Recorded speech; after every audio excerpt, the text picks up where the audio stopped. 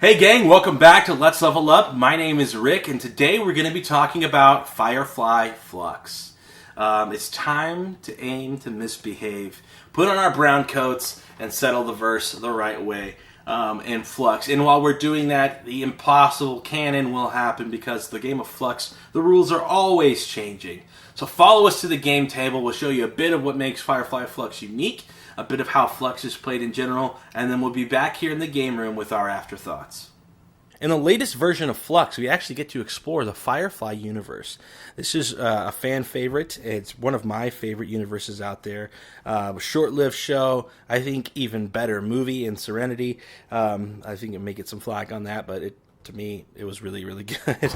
I really enjoy Fluxx. Fluxx is a game where we can actually change the rules and modify the core basics of the game along the way, hence the name Fluxx. Everything's always in motion with Fluxx.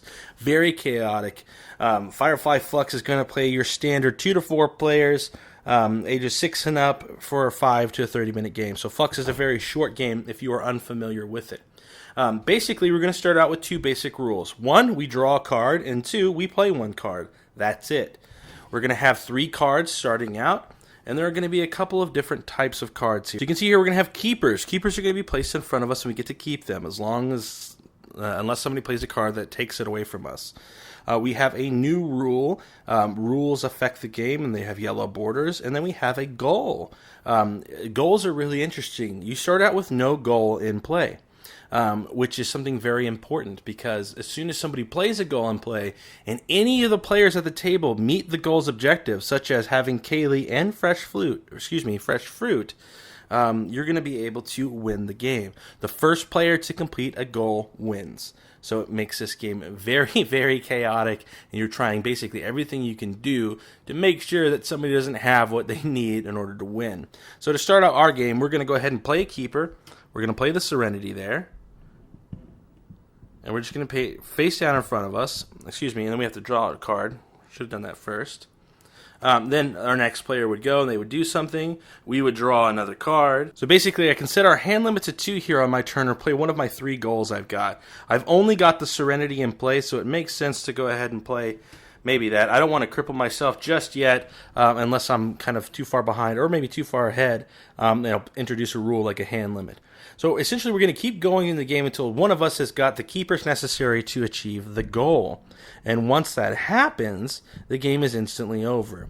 But our players are going to be constantly playing things like actions, such as best payday ever. And this allows you to draw 3 extra cards. There are certain actions that take away keepers from you. There are certain other things. Here we go. Mix it all up says you gather up all the keepers and creepers on the table, you shuffle them together, and then deal them back out to players starting with yourself. So actions like that can really shake the game up, hence the name Mix It All Up. We've got all the major players in this game, from Wash to Mao, Zoe and Kaylee and Jane. We also have certain keepers that are bad, and they're called creepers. And once you get a creeper, you have to instantly play it. It says immediately place and redraw. So the creeper is a kind of a creeper, but it's bad. The Reavers, for instance, the Reavers say that once you have this, you can't win the goal, win the game unless the goal says so. So you're going to do whatever you can to get rid of this creeper or find the goal that you need to. The only other type of card that we haven't talked about are these surprise cards. Surprise cards are purple backed, and they allow you to do one of 2 actions. An action if you play it during your turn, and an action if you play it outside of your turn. Surprise cards are the only cards that let you play outside of your turn. So Fluxx is a very, very simple game, but again, with the rules, such as play all the cards you have in your hand, it's going to really change the way that you guys are going to be playing the game. It's going to be very fresh every time you do it. There are a million different Fluxx themes, it seems like, and Firefly is just the latest in a long line of that. There's not really a lot of newness here, I would say, but if you're a fan of Fluxx or if you're a fan of Firefly, this is a must-have because these games are cheap and they're a lot of fun. And if you're a collector, you probably want to have all the different flavors of Fluxx because they do kind of make things nice. I mean, it goes from Cthulhu Fluxx to Zombie Fluxx to Pirate Fluxx to just normal Fluxx, and then every flavor in between there. I really enjoy Fluxx. It's really good. We did a review of Fluxx, the board game, early on in our channel, and I really enjoyed that as well. I love the concept of being able to dynamically change what it is players are doing in the game. And it's just chaotic enough that it's fun without totally breaking everything, which I think Fluxx balances that line very, very nicely. So keep your creepers away, gather your keepers rather, and then make sure you can complete your goal before your other opponents do, and you will be winning in Fluxx. Now that's a lot easier said than done, because players, when they play rules on their turn, can really change what you had planned to do on your next turn. So it'd be very fluid with this game as you're playing it, because it is a really chaotic, fun mess. Well, that is it for Firefly Fluxx. As you can see, to me, a lot of the Fluxx games are kind of just a, the different themes, you can take them or leave them. There are some of them that really add unique components to this game. I really like the idea of the Reavers there, but I believe there are other expansions of Firefly where creepers or something like that do exist. So to me, you're not getting a whole lot of unique value out of this, other than the Firefly look and feel of things. I love the way that they can add in just those little touches of thematic flair onto really anything they do with Fluxx. So let's break this down. Should you buy Fluxx? Should you buy Firefly Fluxx? The answer is yes, if you're a fan of Fluxx and you already know what you're getting into. Firefly Fluxx is another one to add to your shelf of Fluxx games, right? It is really well done, like all the Fluxx games are. The theme blends into the overall game and really adds to that kind of adds to allowing you to take place in that particular universe, if that's making any sense to you. Overall, I really like this. I really like Fluxx, and I think Fluxx is a fantastic game. So, if you haven't played Fluxx and you're a big fan of Firefly, should you get this? I think absolutely. Fluxx is a good game to have. It is very light, as you can see. It's very small. I mean, the box is just about as big as my hand.